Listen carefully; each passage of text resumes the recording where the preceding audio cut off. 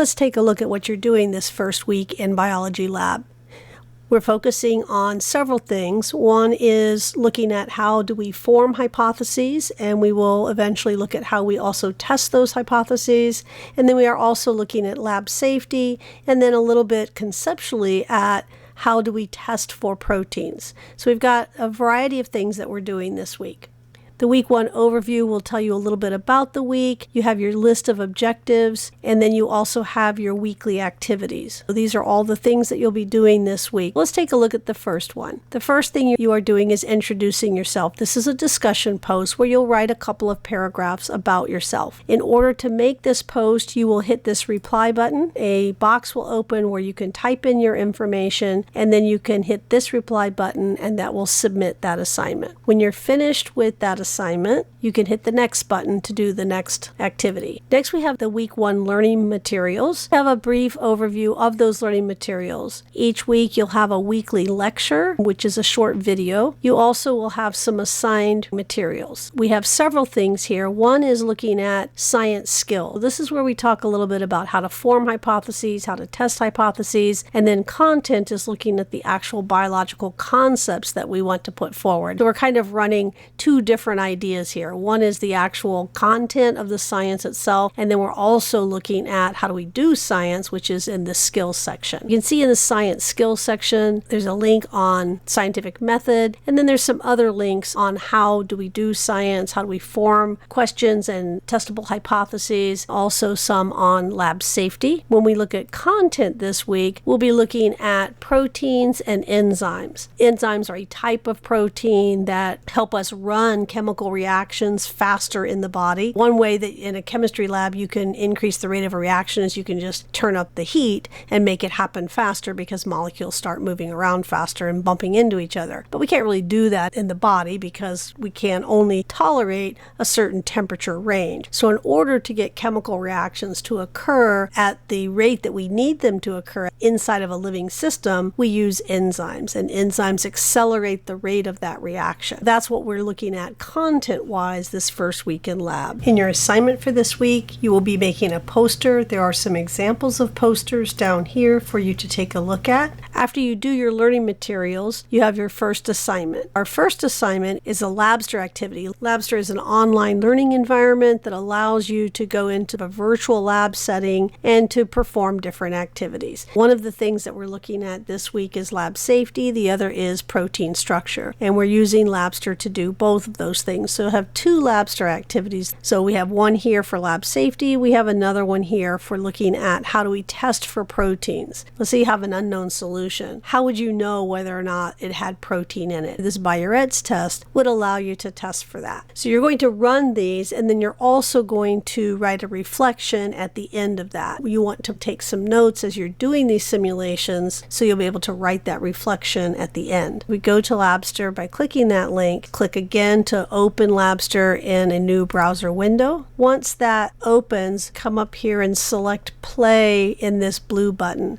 because that's going to keep track of your progress in Labster, and it's going to feed into the assignments for the course. So you want to use this play button, and I think the Labster simulation shows you how Labster works and walks you through it. But if you have any questions as you're going through Labster, please don't hesitate to reach out to me and ask. After you load Labster, you'll hit this start button, and then we'll walk you through the various activities within that particular lab. After you complete the Labster lab safety activity, the next one will be the biol test for proteins. Again, you'll click here to open a new window. You'll click play up here to launch this lab activity, and you'll go through the steps within that lab activity at Labster. The Labster protein activity was designed to teach you a little bit about proteins and enzymes. Now you're going to do a simulation where you're asking particular questions about enzymes and then collecting data on that from this virtual lab environment. You'll first want to download this template. The template will look like this. So this is a PowerPoint template. After you do this experiment, you will put all of your information in here. This gives you a little bit of background information about enzymes, how they run metabolic pathways. It talks a little bit how to develop a research question. And then we go through the actual simulation. First, you'll have some initial simulation runs. So this is allowing you to see sort of how everything works before you dive in and try to ask your own question. So it's important to get a little bit of understanding of how enzymes work and how this program works before you actually try to design your own question. So you'll open this simulation, and this is what the simulation looks like.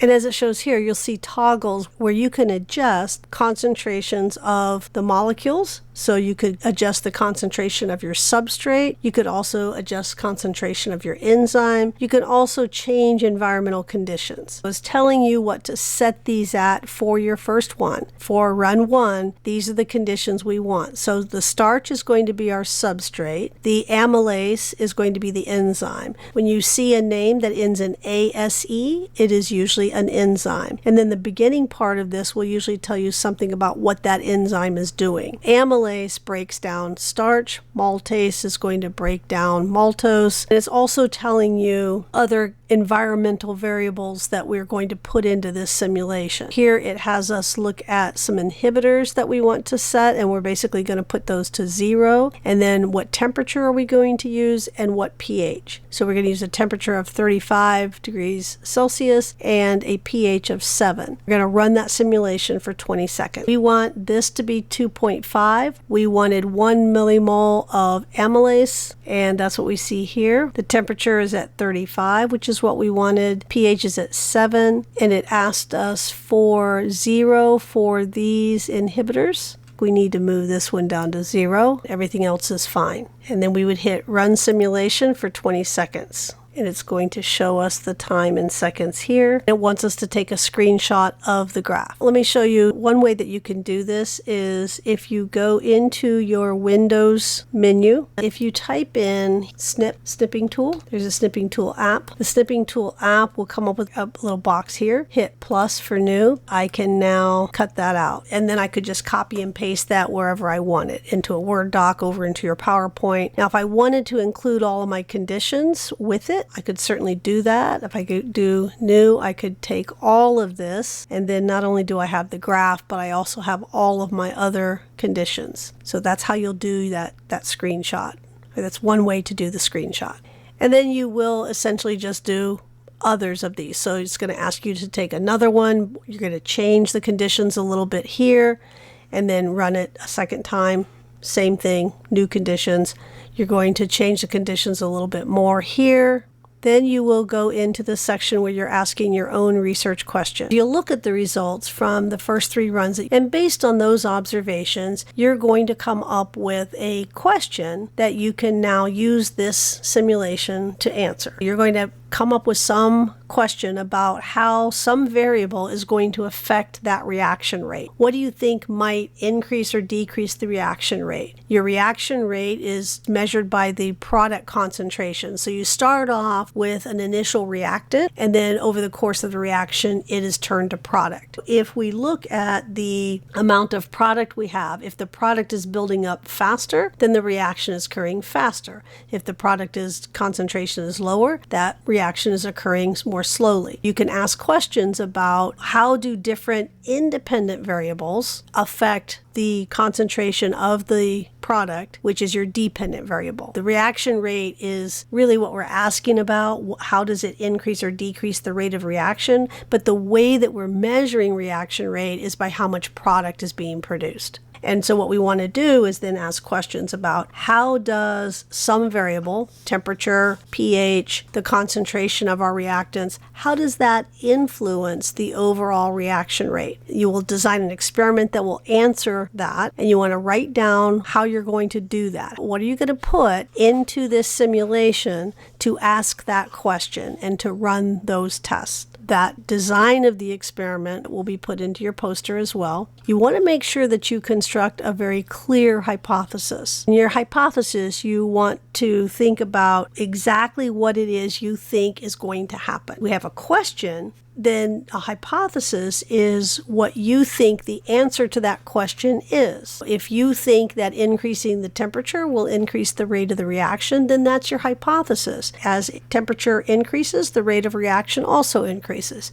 That would be my hypothesis. I might think it's the opposite of that. I might think that as I increase temperature, it's going to slow down. Whatever it is you think is going to happen, that's what you put in there as your hypothesis. And typically you also want to have some rationale as to why you are forming your hypothesis the way that you are. And that's what it's trying to get you to do, where it says review your learning materials so that you can have some background as to why you have proposed this particular hypothesis. You're going to run your experiment. You will also take screenshots as you run your experiment. Keep this in mind. If you are running an experiment and you are looking at the effect of a particular independent variable, what you have control over is your independent variable, and you're asking, what is it doing to my dependent variable? That's the one you don't have control over. In our case, that's our reaction rate. I don't have control over the reaction rate. I only have control over the conditions that I put this reaction in. So if I say, I think temperature is going to affect reaction rate, then in this case, temperature is my independent variable. What you want to do is to make sure you identify those. You only want to change one independent variable at a time. So when you're running a simulation, you only want to change one thing. So all those different values that we were able to control in the beginning, setting the different concentrations, temperature, pH, all of those, the different inhibitors, you only want to manipulate one of those. Because if you manipulate multiple things at the same time, you don't know what changed, what caused the change in the rate of reaction. If I change both the presence of an inhibitor and the temperature, and then I get a change in the reaction rate, I don't know if it was the inhibitor that did it or if it was temperature that did it. So change one thing at a time. You're going to then answer these discussion questions. You're going to submit all of that in your poster. Down below this assignment, you also see the grading rubric with all of the different items here. So make sure that you go back and double check that everything you have on your poster, you have included all of the items here. So that is the second assignment for week 1, and that is your final assignment for this week.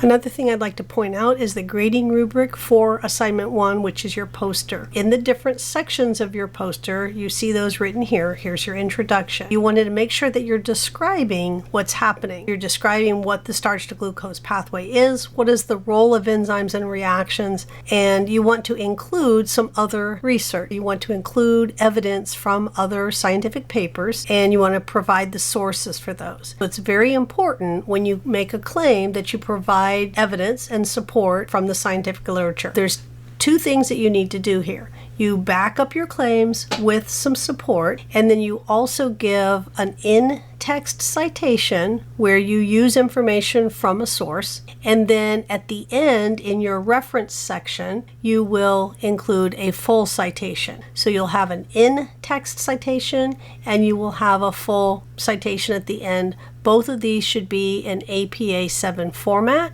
So let's take a look at the Comms Hub. That will give you information on how to properly cite. This is the Comms Hub. That's the address. There's a variety of different things that you can look at here. Information about if you're going to use generative AI, how to do it properly, best writing practices. But also what I want to point out here is working with source information to make sure that you are properly citing.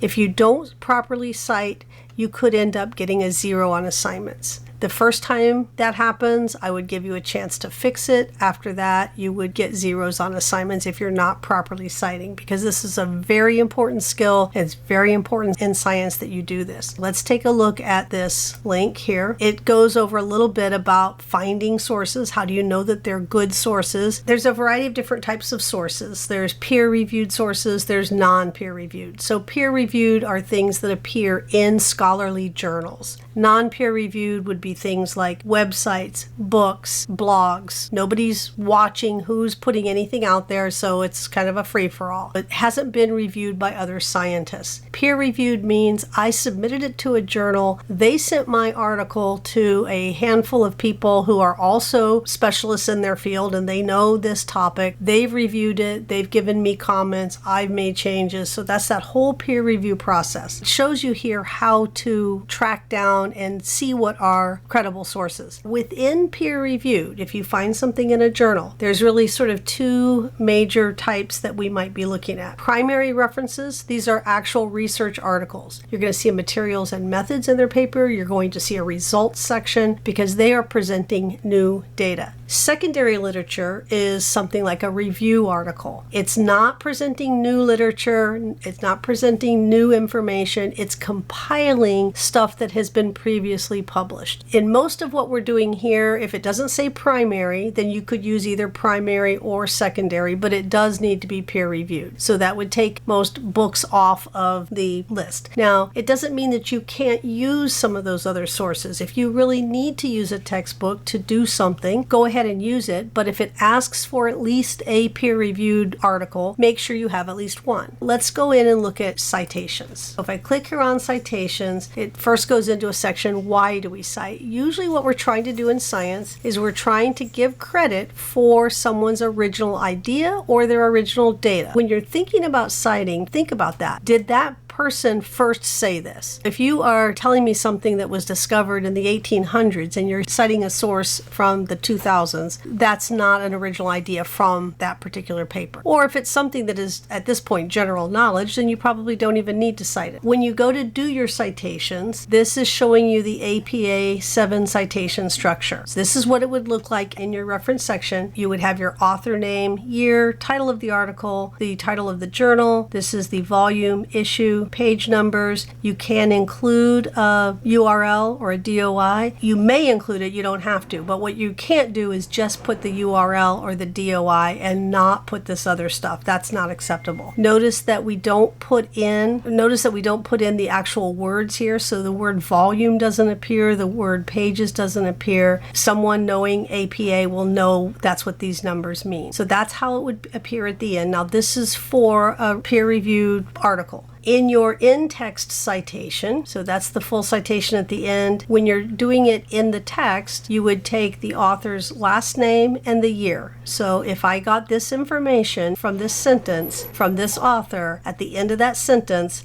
this is where I'm going to put the information. This is telling me that there are 3 or more authors on this paper, and that's why it says et al. There's a single author, that would not be there. It would just be Allerton 2011. If there were 2 authors, I would list both of those authors and the 2011. 3 or more, I'm going to use et al. So this is your in-text citation, and then the end citation in your reference section for that, we have it up here. So we have the authors, the year, the name of the article title, the journal title, this is the volume, and these are the pages. Another thing I want to point out is we are not using first names. We're only using first initials for our authors. We are also not capitalizing each word of the article title unless there's a proper noun in there, but we are capitalizing the words for the journal title. If this were a book, then yes, we would capitalize each word for the book, and we would also include a publisher. If we go back to Canvas, there's also library resources here, and the library resources there also give you some citation information. If I go into here, here's the link to that hub I just showed you, and then there's also a step-by-step guide, and here if we go into Cite, I can go into APA, which is what you want to use. If I look at APA citation examples, I can see how I would do it for a book chapter, for a printed journal article, and all of these. Within that library resources, you have guidelines for how to do that APA 7 formatting for general formatting and then also for referencing. If you have any questions about how to do the citing, please reach out to me.